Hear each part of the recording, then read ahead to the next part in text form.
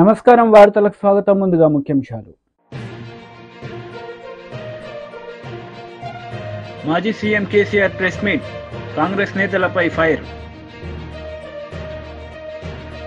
మంత్రి Ponnam Prabhakar press meet, KCR పై fire. మాజీ CM KCR press meet నిర్వహించారు. ఈ సందర్భంగా పలు అంశాలపై ఆయన మాట్లాడారు.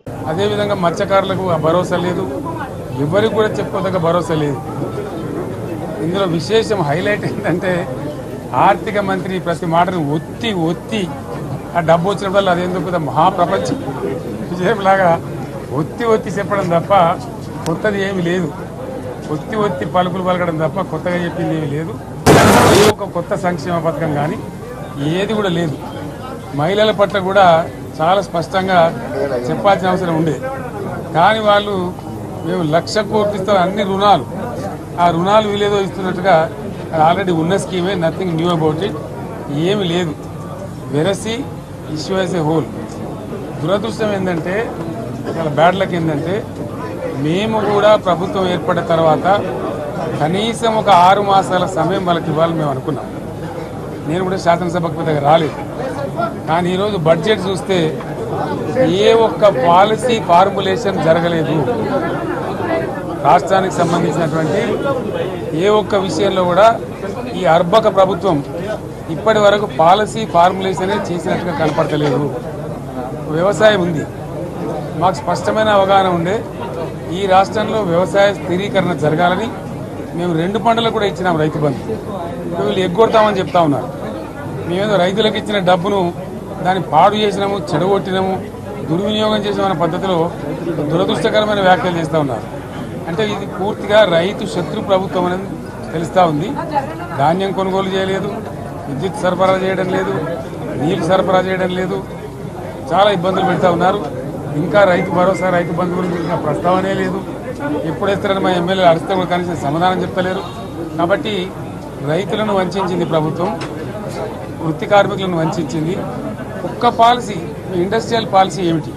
ఏమి లేదు. బట్టి గ్యాస్ ట్రాష్ పంచరంగ ఈస్మాన్ కలర్ లాగా చెప్పడం తప్ప, స్టోరీ టెల్లింగ్ లాగా ఉన్నది తప్ప బడ్జెట్ చెప్పినట్టు లేదు. రాష్ట్రంలో వ్యవసాయ పాలసీ ఏమిటి, పారిశ్రామిక పాలసీ ఏమిటి, ఐటీ పాలసీ ఏమిటి, ఇంకా ఇతర అనేక పాలసీలు, పేద వర్గాలకు సంబంధించిన పాలసీ ఏమిటి అనే దాని మీద ఏ ఒక్క దాని మీద కూడా గ్యాసు ట్రాషే తప్ప, చిల్లర మల్లర ప్లాట్ఫామ్ స్పీచ్ లాగా ఉంది తప్ప అది బడ్జెట్ ప్రసంగం లాగా లేదు. రాజకీయ సభలలో చెప్పినట్టుంది తప్ప ఏ ఒక్క పాలసీని కూడా నిర్దిష్టంగా ఈ పనిని మేము ఎట్లా సాధిస్తాం, మా గోల్స్ ఇవి, మా టార్గెట్స్ ఇవి అనే పద్ధతి కానీ పద్దు కానీ లేదు. ఇది పేదల బడ్జెట్ కాదు, రైతుల బడ్జెట్ కాదు, యువల బడ్జెట్. విశ్లేషణలో మీకు తెలుస్తుంది. భవిష్యత్తులో బ్రహ్మాండంగా మేము దీన్నంతా కూడా చీల్చి చెండాడబోతాం. Thank you. మంత్రి పొన్నం ప్రభాకర్ మీడియా సమావేశం నిర్వహించారు. ఈ సందర్భంగా పలు అంశాలపై ఆయన మాట్లాడారు. మూడో టీఎంసీ ఎవరి లబ్ధి కొరకు చేకూర్చున్నారో చెప్పాల్సిన అవసరం ఉంది. చెప్పిన తర్వాతనే అడుగు పెట్టాలని సందర్భంగా మేము డిమాండ్ చేస్తా ఉన్నాం. అవేం లేక అట్టుగానే శాసనసభలో చేతగాక ప్రభుత్వం పెరుగుతున్న ఆదరణ చూసి, కార్యక్రమాలు చూసి మీరు ఏదో డైవర్షన్ ఇచ్చే ప్రయత్నం చేస్తూ ఉన్నారు. ఇలా ఆశ్చర్యం అనిపించింది. గౌరవ్ కేసీఆర్ గారు కూడా శాసనసభకు వచ్చిండు, చాలా ప్రతిపక్ష నాయకుడు. మా విజ్ఞప్తిని, మా డిమాండ్ను, మా కోరికను మన్నించి వచ్చిండు అనుకున్నాం. హ్యాపీ. బడ్జెట్ ఇంకా ప్రవేశపెడుతున్న అనకముందే వీరు నిష్క్రమించిండ్రు. రైట్, పోతూ బయట బడ్జెట్ గురించి కామెంట్ చేసినారు. ఈ బడ్జెట్ చాలా పూర్తిగా అట్లా ఇట్లా అని ఏది పడితే అది అన్నాడు. 1-2 అంశాల గురించి మాట్లాడుతున్నాం. యాదవులకు సంబంధించిన స్కీమ్ గురించి మాట్లాడుతూ ఉన్నారు. అధికారంలో ఉన్నప్పుడు వాళ్ళు ఒకటే ఫేజ్ ఇచ్చారు, 2వ ఫేజ్ ఇచ్చిరా అని అడుగుతా ఉన్నాం. 2వ ఫేజ్ ఇయ్యని వాళ్ళు మీరు గొర్రెల స్కీమ్కు ఏదో జరిగింది అని మాట్లాడితే, ఇలా మొదటి స్కీమ్లో వేసినోడే జైల్లో ఉన్నాడు అవినీతి మీద. మీరు వాళ్ళని సమర్థిస్తున్నారా? దాని తర్వాత మీ టైంలో మేము అధికారం వచ్చే నాటికి 85,488 యూనిట్ల పైసలు, ఇది జిల్లా వారికి కూడా అబ్స్ట్రక్షన్ ఉంది, మీకు ఇస్తాం. ఏ జిల్లాల డీడీలు కట్టిన యాదవులు 2 ఏళ్ళు 3 ఏళ్ళు మీ దగ్గర పెట్టుకొని ఇయ్యాలంటి వరకు కూడా మేము వచ్చినాక వాళ్ళకి పైసలు ఇచ్చేసాం. కొత్త స్కీమ్ వస్తుంది. అది పాత అంతా అవినీతి జరిగింది. యాదవులకు సంబంధించి ఎట్లా ప్రత్యేకమైన స్కీమ్ తేవాలని ఆలోచన చేస్తున్నాం. బలైన వర్గాలకు సంబంధించి మేము అందరం కూడా ఎస్సీ ఎస్టీ బీసీలకు సంబంధించిన వర్గాల వల్ల తప్పకుండా మా ప్రభుత్వం, రాహుల్ గాంధీ గారు కూడా స్వయం చెప్తా ఉన్నారు, మా ముఖ్యమంత్రి గారు కూడా దాని తర్వాత మొత్తం ప్రభుత్వం కూడా బలహీన వర్గాల సంక్షేమానికి సంబంధించి ప్రాధాన్యత ఇస్తాం. కొత్త కార్పొరేషన్లు వేసినాం, నిధులు ఇస్తాం, రేపొద్దున అనేక సంక్షేమ కార్యక్రమాలు తీసుకుంటాం. కానీ 7-8 నెలల ప్రభుత్వాన్ని శాపనార్థాలు పెట్టిపోతే 10 ఏళ్ళుగా మీరు ఒక్కసారి ఏలు పెట్టుకొని చూపెట్టుకొని గుండె మీద ఏం చేసినారు ఈ రాష్ట్రంలో కార్యక్రమాలు. ఎన్నికలకు మీరు చెప్పిన మేనిఫెస్టో, 10 ఏళ్లలో మీరు ఇచ్చిన మేనిఫెస్టో, మేము 5 ఏళ్లకు వరకు ఇచ్చినటువంటి మేనిఫెస్టో ఎంత శాతం అమలైంది 8 నెలల, మీరు 10 ఏళ్లలో ఎంత అమలు చేసారో చర్చకు సిద్ధమని అడుగుతా ఉన్నాం. అవన్నీ ఏం లేకుండా ఇవాళ నిన్న బడ్జెట్లో కేంద్రం అన్యాయం చేస్తే మాట్లాడని కేసీఆర్ గారు ఇవాళ రాష్ట్ర బడ్జెట్ మీద నాకు ఆశ్చర్యం వేస్తూ ఉంది. అంటే ఒకవైపు బీజేపీని మౌనం, ఇద్దరు మీకు అక్కడ ఉండేటటువంటి ఒక స్నేహపూర్వకం ఢిల్లీలో చూస్తే గల్లీల కుస్తీకి నిదర్శనం కాదా? నిన్ననే కేసీఆర్ గారు బడ్జెట్ పెట్టి ప్రెస్ కాన్ఫరెన్స్ చేసి బడ్జెట్ మీద మాట్లాడి ఉంటే అవును నిజంగానే రాష్ట్ర పట్ల ఒక ఆలోచన ఉంది అని చెప్పేటువంటి అవకాశం ఉండే. అదేం లేదు. కేంద్రం ఇంత పెద్ద జీరో గోడు గుడ్డు ఇచ్చిన, మొత్తం గాడిద గుడ్డు ఇచ్చినటువంటి బడ్జెట్ మీద మాట్లాడలే. ఇవాళ మేము మా యొక్క ప్రయత్నాన్ని ఇలా హైదరాబాద్ నాటి నగరానికి 10,000 కోట్ల రూపాయలు ఇచ్చి విద్యకు సంబంధించి కావచ్చు, ఇరిగేషన్ కావచ్చు, వైద్యం కావచ్చు, మహాలక్ష్మి పథకానికి సంబంధించి కావచ్చు, బలహీన వర్గాలకు సంబంధించి కావచ్చు, గిరిజనులకు, మైనార్టీలకు అన్ని రకాల కార్యక్రమాలు చేపడతా ఉంటుంటే ఎక్కడ మీకు తప్పనిపించిందో చెప్పమని అడుగుతా ఉన్నా. స్పెసిఫిక్గా యాదవులకు సంబంధించి స్పందించినారు కాబట్టి ఒకటే మీరు 3 దఫాలు ఇవ్వాల్సినటువంటిది ఒకటే దఫా ఇచ్చి 85,488 జీడీలు మీ ప్రభుత్వం ముడ్డి కింద పెట్టుకొని ఎన్ని రోజులు వడ్డీ తెచ్చుకొని ఊర్లలో పోతే పాపం చాలా బాధపడుతుండ్రు వీళ్ళంతా. సో ఇటువంటి పరిస్థితులలో కేసీఆర్ గారు మీరు సభకు రావడం, ప్రభుత్వానికి ఏదైనా అనుభవం ఉన్నటువంటి ముఖ్యమంత్రి సలహాలు ఇస్తే తెలంగాణ ప్రయోజనాల కోసం అందరం కలిసి ముందుకు పోయేటువంటి అవకాశం ఉంటుంది. దాని తదుపరి ఎంతసేపు నిన్న కూడా చూసినాం బడ్జెట్కు సంబంధించి వాళ్ళు మాట్లాడుతున్నటువంటి మాటలు పూర్తిగా అంటే తెలంగాణకు జరిగిన అన్యాయాన్ని గట్టిగా మాట్లాడేటువంటి పరిస్థితి కనబడతలేదు. ఏది ఏమైనా ఇవాళ కాంగ్రెస్ పార్టీ సంబంధించినటువంటి బడ్జెట్లో ఇంకా ఏదైనా అవసరాలు అనుకుంటే తప్పకుండా ఇలా చెప్పిందే వేదం కాదు. రేపు అవసరం ఉంటే అనేక సందర్భాల లోపల మనం మార్పులు చేర్పులు ఇంకా అత్యవసర పరిస్థితులలో మార్పులు చేసుకునేటువంటి అవకాశం ఉంటుంది. కాబట్టి ఎక్కడైనా ప్రజలకు ఏదైనా ఇబ్బంది జరిగింది అనిపిస్తే సంబంధిత శాఖ మంత్రులకు కలవడానికి అవకాశం ఉంది. మేము చెప్పింది వినడం తప్ప మోనోడైలాగ్ అంటారు, మోనోడైలాగ్ కాదు, మేము మొనలాగ్ కాదు, మేము మాట్లాడతాం, వింటాం. కాబట్టి ఆ దిశలో మా ప్రభుత్వం కొనసాగుతోంది. తప్పకుండా ప్రజాహితంగా, ప్రజా సంక్షేమంగా, ప్రజల యొక్క బలైన వర్గాల సంక్షేమ దిశలో మా కార్యక్రమాలు కొనసాగుతాయనే మాట ఈ సందర్భంగా మనం. మాజీ మంత్రి హరీష్ రావు మీడియా సమావేశం నిర్వహించారు. ఈ సందర్భంగా పలు అంశాలపై ఆయన మాట్లాడారు. రూమ్ చోటీ హై, బాత్ బడి హై, लंबा है, आदमी लंबा है. స్టార్ట్ చేయొచ్చా? గౌరవనీయులైన జర్నలిస్ట్ మిత్రులందరికీ నమస్కారం. ఈరోజు తెలంగాణ శాసనసభలో రాష్ట్ర ప్రభుత్వం ప్రవేశపెట్టిన బడ్జెట్ ఎట్లా ఉందంటే ఒక మాటలో చెప్పాలంటే ఆత్మస్తుతి పరనింద. 6 గ్యారంటీలు నీరుగారిపోయినాయి, సంక్షేమం సన్నగిల్లింది, అభివృద్ధి ఆగమ్య గోచరమైంది. గౌరవనీయులు ఉప ముఖ్యమంత్రి బట్టి విక్రమార్క గారు ప్రవేశపెట్టిన బడ్జెట్ అన్ని వర్గాలను కూడా తీవ్ర నిరాశపరిచిందని చెప్పుకోక తప్పదు. ఎన్నికలప్పుడేమో గ్యారంటీల గారడి, ఇప్పుడేమో అంకెల గారడి. శాసనసభలో బడ్జెట్ ప్రవేశపెట్టేటప్పుడు అప్పుడేమో బాండ్ పేపర్ మీద రాసిచ్చారు 100 రోజుల్లో 6 గ్యారంటీలు అమలు చేస్తామని. అప్పుడేమో గ్యారంటీల గారడి, ప్రజల్ని నమ్మిచ్చారు. ఇప్పుడు బడ్జెట్ చూస్తేనేమో అంకెల గారడి. ఇప్పుడు మీరు 100 రోజుల్లో అమలు చేస్తామన్న 6 గ్యారంటీలు బడ్జెట్ లో ఉండాలనా వద్దా? ఏవి బడ్జెట్ లో వాటి కేటాయింపులు ఏవి? దాని ప్రస్తావన ఏది? ఎక్కడ కూడా ప్రస్తావన లేదు. అవ్వాతాతలకు ఇచ్చే 4,000 పెన్షన్ గురించి ప్రస్తావన లేదు. మహాలక్ష్మిలో ఇచ్చే 2,500 గురించి ప్రస్తావన లేదు. విద్యార్థులకు ఇస్తామన్న 5 లక్షల భరోసా కార్డు ముచ్చట లేనే లేదు. అంటే మొత్తంగా కూడా అందుకే నేను అనేది ఓట్ల ముంగట అంకెల గారడి, గెలిచిన తర్వాత ఓట్ల ముందేమో గ్యారంటీల గారడి, గెలిచిన తర్వాతనేమో అంకెల గారడి. ప్రజలను బురిడీ కొట్టించేందుకు, భ్రమలు పెట్టేందుకు భట్టి గారు చాలానే ప్రయత్నాలు చేశారు. నిజంగా చెప్పాలంటే మొదటి బడ్జెట్ కదా, ఈ రాష్ట్రానికి ఏమన్నా దశ దిశ ఇస్తారేమో అని ఆశించాం.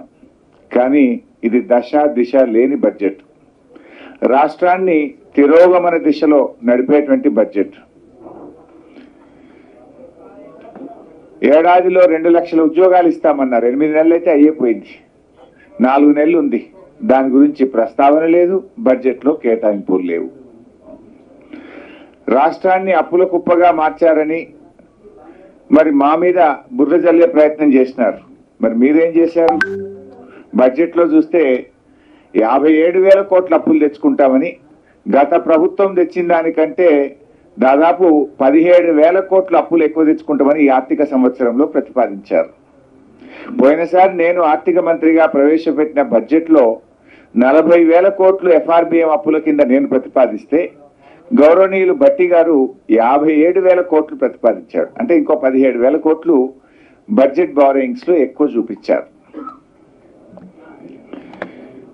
ఇక ఈ బడ్జెట్ అనేటువంటిది బీజేపీ లీడర్ మీడియా సమావేశం నిర్వహించారు. ఈ సందర్భంగా పలు అంశాలపై ఆయన మాట్లాడారు. బడ్జెట్ ని చూస్తే కాంగ్రెస్ పార్టీ కేవలం ఎన్నికల సమయంలోనే కాదు, అధికారంలోకి వచ్చిన తర్వాత అధికారికంగా ప్రజల్ని మోసం చేసే విధంగా మాట్లాడుతుందని నిరూపించుకున్నది.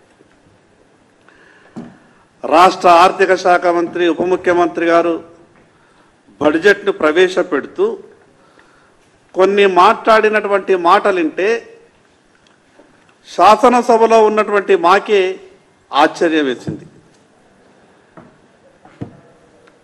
తెలంగాణ రాష్ట్రంలో ఉన్నటువంటి 63 లక్షల స్వయం సహాయక సంఘాల ద్వారా వివిధ బ్యాంకుల నుండి 1,00,000 కోట్ల రూపాయలు అప్పులు తెచ్చుకున్నారు. ఆ తెచ్చుకున్నటువంటి అప్పులకు మహిళా సంఘాలు వడ్డీతో సహా బ్యాంకులకు తిరిగి చెల్లిస్తాయి. దానికి ఆర్థిక శాఖ మంత్రి గారు బడ్జెట్ ప్రవేశపెడుతూ మాట్లాడతారు, 1,00,000 కోట్ల రూపాయలు మహిళా సంఘాలకు మేము ఆర్థిక సహాయం చేసినాము అని అంటారు. మాకైతే అర్థం కాలేదు. ఆ మహిళా సంఘాలు బ్యాంకుల నుండి నేరుగా తీసుకున్నటువంటి అప్పులకు తెలంగాణ రాష్ట్ర బడ్జెట్కు ఏం సంబంధం ఉన్నదో ఈ రాష్ట్ర ఆర్థిక మంత్రి గారే సమాధానం చెప్పాల. మరి అదేవిధంగా కేంద్ర బడ్జెట్ పెట్టిన తర్వాత నిన్న తెలంగాణ శాసనసభలో కాంగ్రెస్ పార్టీ ప్రభుత్వం వ్యవహరించినటువంటి ఇచ్చిన 6 గ్యారంటీలు అమలు చేయము కాబట్టి తెలంగాణ శాసనసభలో పెట్టేటటువంటి బడ్జెట్ తెలంగాణ ప్రజల బడ్జెట్ చూసిన తర్వాత కాంగ్రెస్ పార్టీపై, కాంగ్రెస్ ప్రభుత్వంపై ఎక్కడ తిరగబోతారో అనే ముందే ఒక భయంతో కేంద్రం మీద నెపం పెట్టే ప్రయత్నం చేసిండ్రు. 26,000 కోట్ల పైచలకు సాయం చేస్తున్నటువంటి RRR రోడ్డు, రీజనల్ రోడ్ మీద అంత గొప్ప సాయం చేసినా కూడా శాసనసభలో మాట్లాడరు, వ్యతిరేకంగా తీర్మానం చేసే ప్రయత్నం చేస్తారు. మరి ఈరోజు తెలంగాణ రాష్ట్ర శాసనసభలో ప్రవేశపెట్టినటువంటి బడ్జెట్ మీద మీరే అనుకున్నట్టు ప్రజలు చెయ్యాలని భావిస్తే ఈ రాష్ట్రంలో ఉన్నటువంటి 33 జిల్లాలలో 31 జిల్లాల్లో నిరసన కార్యక్రమాలు తెలియజేసే విధంగా తెలంగాణ రాష్ట్ర బడ్జెట్ ఉన్నది. మరి అదే విధంగా బీసీల గురించి చాలా మాట్లాడాలి. మొన్న జరిగినటువంటి శాసనసభలో బీసీ గణన ఇప్పటి వరకు ఉన్నటువంటి పార్టీలు కానీ ప్రభుత్వం కానీ బీసీలకు న్యాయం చేయలేదు. మేము వచ్చిన కాబట్టి బీసీలకు న్యాయం చేస్తాం, బీసీ గణన చేస్తామంటే మేము కూడా నిజమే అని అనుకున్నాం. నేను సంతోషపడ్డా ఒక బీసీగా. కానీ ఈరోజు బీసీల కొరకు ప్రవేశపెట్టినటువంటి ఈ తెలంగాణ రాష్ట్రంలో 56% ఉన్నటువంటి బీసీలకు 9,200 కోట్లు పెట్టిండ్రు. అంటే దీని అర్థం ఏంటి? ఈరోజు సగభాగానికి పైన 56% ఉన్నటువంటి బీసీలకు ఈ రోజు మీరు పెట్టినటువంటి 9,500 కోట్ల బడ్జెట్ బీసీలపై ప్రేమ ఉన్నదో ఈ రోజు ప్రజలంతా కూడా అర్థం చేసుకు. మాజీ మంత్రి కేటీఆర్ మీడియా సమావేశం నిర్వహించారు. ఈ సందర్భంగా పలు అంశాలపై ఆయన మాట్లాడారు. ధాన్య భాండాగారంగా మారింది భారతదేశానికే. మరి పంజాబ్ను హర్యానాను తలదన్ని మరి నీటి సమృద్ధిని సాధించడం వల్ల వ్యవసాయ విస్తరణ కూడా అపారంగా జరిగింది. దురదృష్టం మరి మేడిగడ్డలో జరిగిన ఒక చిన్న సంఘటనను పట్టుకొని దానిని భూతద్దంలో చూపెట్టి మొత్తం కాళేశ్వరం ప్రాజెక్టే ఒక విఫల ప్రయత్నంగా చేసే క్రమంలో భాగంగా రేవంత్ రెడ్డి గారి ప్రభుత్వం గత 8 నెలలుగా లక్షలాది మంది రైతుల జీవితాలతో చెలగాటమాడుతా ఉన్నది. సరిగ్గా ఇదే రోజు పోయిన సంవత్సరం ఎక్కడైతే ఈ రోజు మేము నిల్చొని ఉన్నామో లోవర్ మానేర్ డ్యామ్ లో 12 పైచిల్కు టీఎంసీలు ఆనాడు, అంటే సగానికి పైగా కెపాసిటీ ఆనాడు లోవర్ మానేర్ డ్యామ్ లో ఉండేది. సరిగ్గా ఇంకో 5 రోజుల తర్వాత పంపింగ్ అనేది టైం చేయడం వల్ల ఎల్ఎండి 24 టీఎంసీలు కూడా ఆనాడు మేము నింపి రైతుల గుండెల్లో ఒక భరోసా నింపగలిగినాం. కానీ ఈ సంవత్సరం ఇప్పుడే అధికారులతో మాట్లాడుతూ ఉంటే అధికారులు స్పష్టంగా చెప్తా ఉన్నారు, ఇప్పటికి 45% తక్కువ వర్షపాతం నమోదైంది ఈ సంవత్సరం. భవిష్యత్తులో సెప్టెంబర్ మాసం దాకా వర్షాలు కురిసే అవకాశం ఉన్నా దానికి గ్యారంటీ లేదు. కాబట్టి పంపింగ్ అనేది ఇంకా మేము నిర్ణయం తీసుకోలేదు అని అధికారులు చెప్తా ఉన్నారు. ఇవాళ అక్కడ లక్షల క్యూసెక్కుల నీళ్లు కిందికి పోతా ఉన్నాయి ప్రతిరోజు కిందికి గోదావరి నదిలో.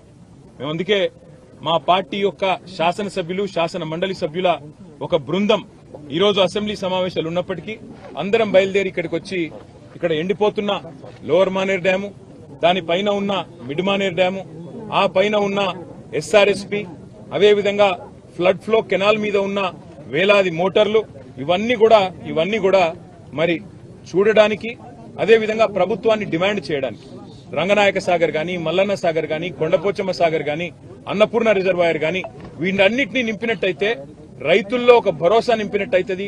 సాగునీటి విషయంలో ఒక పూర్తి స్థాయి స్పష్టత రైతులకు వస్తుందనే ఉద్దేశంతో మేము ఈ కాళేశ్వరం సిస్టంలోని రిజర్వాయర్లు, అదేవిధంగా పంప్ హౌజులు వాటి సందర్శనకు బయలుదేరి రాష్ట్ర ప్రభుత్వ దృష్టికి ముఖ్యంగా తీసుకొని ఒక్క విషయం రాదలిచినాం. రైతుల ఆందోళన చెందుతా ఉన్నారు. మీరు రాజకీయపరమైన కక్ష పెట్టుకుని ఇవాళ పంపింగ్ స్టార్ట్ చేయకుండా కాళేశ్వరం స్కీమ్ లో నీళ్లు ఇవ్వకుండా మళ్లీ రేపు ఒకవేళ ఈ తక్కువ వర్షపాతం నమోదైందని లేదా వర్షాలు పడలేదని తద్వారా రిజర్వాయర్లు నిండలేదని చెప్పి మీరు సాకులు చెప్పి రైతులకు, రాష్ట్రంలోని మరి ప్రజలందరికీ నష్టం కలిగించే ప్రయత్నం ఏదైతే చేస్తున్నారో ఇది మంచిది కాదు. ఇవాళ కన్నెపల్లి దగ్గర బ్రహ్మాండంగా మీరు పంపు ఆన్ చేస్తే ఈ అన్ని రిజర్వాయర్లు కూడా పైన 90 టీఎంసీలలో ఈరోజు కేవలం అక్కడ 23-24 టీఎంసీలు ఉంది శ్రీరామ్ సాగర్ లో అని చెప్తున్నారు. తర్వాత మిడ్ మానేర్ లో 5 టీఎంసీలు ఉన్నది, ఎల్ఎండిలో 5 టీఎంసీలు, అంటే 140 టీఎంసీలకు గాను ఈ రోజు కేవలం మనకు 35 టీఎంసీలు కూడా నిండి లేదు. ఇంకా పెద్ద ఎత్తున పంపింగ్ చేసుకునే అవకాశం, వెసులుబాటు ఉంది.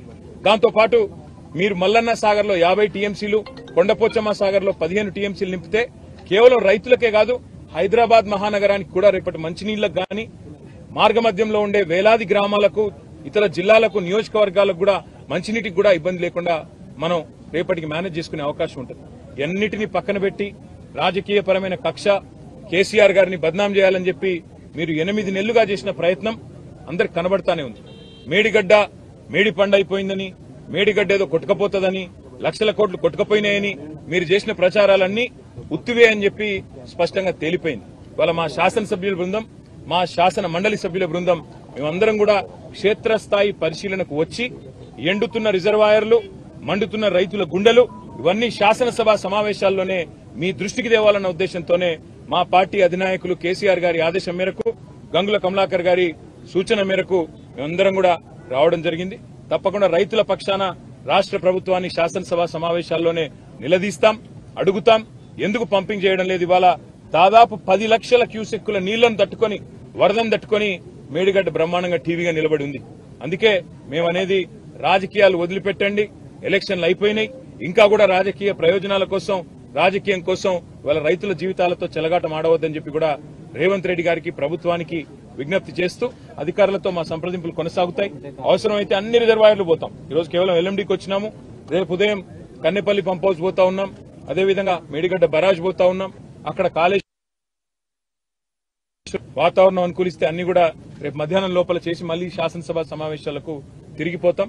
పాత్రికేయ మిత్రులకు కూడా విజ్ఞప్తి, దయచేసి రైతుల వెతలను, ఎండుతున్న రిజర్వాయర్లను కూడా మీరు కూడా దయచేసి ప్రభుత్వ దృష్టికి వచ్చే విధంగా మీరు కూడా ఈ అంశానికి ప్రాచుర్యం కల్పించాలి, ప్రచారం కల్పించాలని చెప్పి కూడా విజ్ఞప్తి. Thank you sir. అంటే ఇప్పుడున్న దశలో ఆ నీరు ఫ్లోటింగ్ ఉంది కదా, ఈ టైంలో పంపింగ్ చేసే అవకాశం ఉంటుందా? రేపు కన్నెపల్లి పంప్ హౌస్ ఈ టైంలో కాదు బ్రదర్, 40,000 క్యూసెక్కులు దాటితే ఎప్పుడైనా పంప్ చేయొచ్చు. ఇప్పుడు అక్కడ 10 లక్షల క్యూసెక్కుల. కాంగ్రెస్ నేతలు మీడియా సమావేశం నిర్వహించారు. ఈ సందర్భంగా పలు అంశాలపై వారు మాట్లాడారు. కానీ నువ్వు పొయ్యి పెట్టినావు, పొయ్యి మీద భగవాన్ పెట్టినావు, మరి మటన్ కావాలంటే మేకలు కావాలి కదా. ఆడ మేకలు ఉండే, మేకలు ఉండే, ఆడ మంట ఉంటుంది, భగవాన్ ఉంటుంది. ఇక గంట అవుతుంది, 2 గంటలు అవుతుంది, గంటలు అయిపోతుంటుంది. మనం ఇంకా ఇది ఉడుకుతున్నదేమో అని మనం అనుకుంటాం. ఆడ మేకలు లేవు, మటన్ లేయ్యాడు, అది ఉడకదు. ఆయన గత 10 ఏళ్ల కాలంలో ఆయన బడ్జెట్ కూడా కేసీఆర్ మనము అనుభవించలేని యొక్క బడ్జెట్ని కేసీఆర్ 10 ఏళ్ల కాలంలో పెట్టిండు. సపోజ్ ఇప్పుడు లేనిది ఉన్నట్టుగా, రానిది ఉన్నట్టు చెప్పడం ఎందుకు? వాస్తవానికి దగ్గర ఉండాలి కాంగ్రెస్ పార్టీ. ఇప్పుడు నాకేమనిపించిందంటే, ఆడ బిర్యానీ పెడతా అని మేకలు లేకుండా బిర్యానీ తినబెడతా అని ఆశ పెట్టి ప్రజలను మోసం చేయడం కంటే తృప్తిగా మా దగ్గరకు ఇది ఉన్నది, ఇగో అన్నం పెట్టినాము భగవాన్ మీద, ఇంత ఒక కూరగాయ పెట్టినాము, ఇంత పప్పుచారు పెట్టినాము, ఇంత మజ్జిగ కడుపు చల్లగా ఉండడానికి, అంత అయిపోయినాక ఒక మైసూర్ పాకు. ఇది ప్రాక్టికల్, ఇది కాంగ్రెస్ పార్టీ బడ్జెట్, ఇది వాస్తవం. ఇది అందుకే సోనియా గాంధీ, రాహుల్ గాంధీ గారి యొక్క నాయకత్వంలో, మల్లికార్జున్ ఖార్గే గారి యొక్క నాయకత్వంలో జరిగిన ఎన్నికల్లో మొన్న 6 గ్యారంటీలు ఏదైతే చెప్పడం జరిగిందో దాంట్లో సీఎం రేవంత్ రెడ్డి గారు, ఫైనాన్స్ మినిస్టర్, డిప్యూటీ సీఎం బట్టి విక్రమార్క గారు, ఎంటైర్ క్యాబినెట్ మినిస్టర్లు, కాంగ్రెస్ పార్టీ గవర్నమెంట్ ఈ 6 పథకాలు ప్రజలు కాంగ్రెస్కి అవకాశం ఇచ్చిన దాన్ని ఇవి అమలు చేయాలి అనే ఒక ప్రాధాన్యతలోనే ఈ బడ్జెట్ ఉన్నది అనే దానికి నేను ఈ ప్రెస్ మీట్కి రాకముందు అనేక మంది, ఒకరిద్దరు సీనియర్ జర్నలిస్ట్తో నేను మాట్లాడినా. పేర్లు చెప్పడం భావ్యం కాదు, కానీ నేను అడిగిన ఒక సీనియర్ జర్నలిస్ట్ నేను అడిగిన, ఏమడిగినానంటే, మీరు సీనియర్ జర్నలిస్టు, మీరు పార్టీలకు అతీతము, గత 10 ఏళ్ల బీఆర్ఎస్ బడ్జెట్కి ఇప్పుడున్న Congress party government CM Revanth Reddy, బట్టి విక్రమార్క బడ్జెట్కి తేడా ఏంది అనంటే, ఆ సీనియర్ జర్నలిస్ట్ వారి పెద్ద అన్న మాట ఏంటంటే, నిజంగా చెప్పాలి అనంటే అది ఊహలకే పరిమితము, చేతికి అందుబాటులో లేని బడ్జెట్ గత 10 ఏళ్ళు కేసీఆర్ గవర్నమెంట్లో ఉండే. కానీ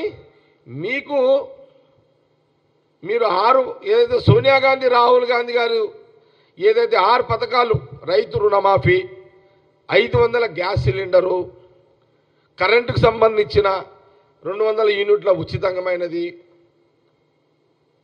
లేదా తర్వాత అంచెలంచెలుగా నెక్స్ట్ 2500 మహాలక్ష్మి, ఇట్లా ఆ రోజు ఈ ఉచిత ఆర్టీసీ బస్సు ప్రయాణం మహిళలకు, ఇవన్నీ కూడా ఈ బడ్జెట్కు చేసుకునే విధంగా ఈ బడ్జెట్ కనబడ్డది. నాకు చాలా, నా అనుభవంలో గత 10 ఏళ్ల కంటే టోటల్గా బెస్ట్ బడ్జెట్ నాకు అనిపించింది అని ఒక సీనియర్ జర్నలిస్టు, నేను గాంధీభవన్ రాకముందు ఒక అరగంట మాట్లాడిన సందర్భాన్ని కూడా నేను కోట్ చేస్తున్నాను. ఇది ఈరోజు ఈ యొక్క 2024-25 సీఎం రేవంత్ రెడ్డి గారు, బట్టి విక్రమ గారి యొక్క ఈ బడ్జెట్ సంబంధి ప్రజాక్షేమం కోరి, ప్రజలకు అందుబాటులో ప్రజల కోరికలు నెరవేర్చుకునే విధంగా, వాళ్ళ కష్టాలు తొలగించుకునే విధంగా కాంగ్రెస్ పార్టీ సోనియా గాంధీ రాహుల్ గాంధీ ఖార్గే గారు ఇచ్చిన మాటకు అనుగుణంగా సీఎం రేవంత్ రెడ్డి గారు భట్టి గారు పెట్టినటువంటి బడ్జెట్ అని కాంగ్రెస్ పార్టీ గాంధీ భవన్ ద్వారా చాలా స్పష్టంగా తెలియజేస్తుంది.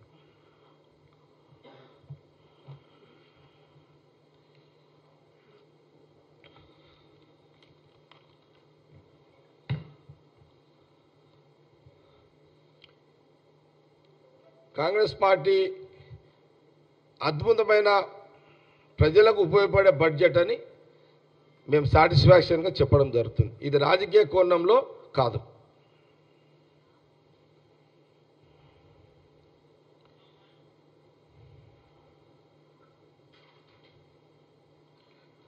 వార్తలు ముగించే ముందు ముఖ్యాంశాలు మరోసారి. మాజీ CM KCR press meet, Congress నేతలపై ఫైర్. మంత్రి పొన్నం ప్రభాకర్ ప్రెస్ మీట్, కేసీఆర్ పై ఫైర్. ఈ వార్తలు ఇంతటితో సమాప్తం. తిరిగి ప్రసారమయ్యే వార్తల్లో మళ్ళీ కలుద్దాం. అంతవరకు సెలవు. నమస్తే.